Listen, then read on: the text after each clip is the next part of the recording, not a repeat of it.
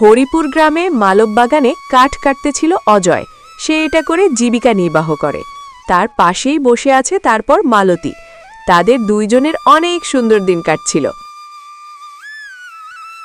কি গো, সারাদিন কি কাঠে কাটবে? কেন গিন্নি, কি হয়েছে? ঘরে চাল ডাল কিছুই নেই, এগুলো না আনলে খাবো কিভাবে? আজকে যে কোনো টাকা নেই। টাকা যেহেতু নেই, তাহলে উপোস করো আজকে। তাই করতে হবে। শুনলাম রুমনটা নাকি মোবাইল দিয়ে কার্টুন ভিডিও বানানো শেখাচ্ছে। মোবাইল দিয়ে? আমিও তো তাই শুনলাম।